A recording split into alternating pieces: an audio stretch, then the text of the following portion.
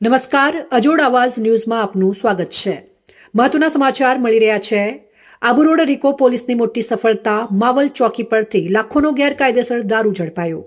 રાજસ્થાન ગુજરાત સરહદ પર અસામાજિક પ્રવૃત્તિઓ અને ગેરકાયદેસર હેરાફેરી રોકવા માટે પોલીસ એક્શન મોડમાં આવી ગઈ છે।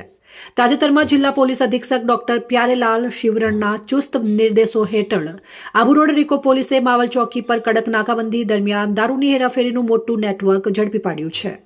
રિકો પોલીસ સ્ટેશનના એસએચઓ લક્ષ્મણસિંહ ચંપાવતના નેતૃત્વમાં પોલીસની ટીમે માવલ ચેકપોસ્ટ પર શંકાસ્પદ વાહનોનું ચેકિંગ હાથ ધર્યું હતું। આ દરમિયાન એક ટ્રકને અટકાવી તેની તલાશી લેતા પોલીસ પણ ચોંકી ઉઠી હતી। ટ્રકમાં છુપાવેલી હરિયાણા માર્કની ગેરકાયદેસર દારૂની 160 પેટીઓ મળી આવી હતી।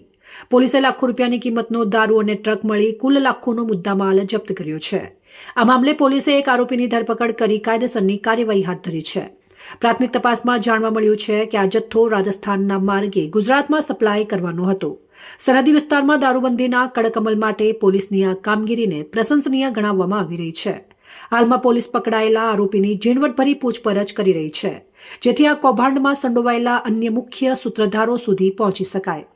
અહેવાલ કીર્તિસિંહ ડાભી સાથે કેમેરામેન શક્તિસિંહ ડાભી, અજોડ આવાજ, અમીરગઢ।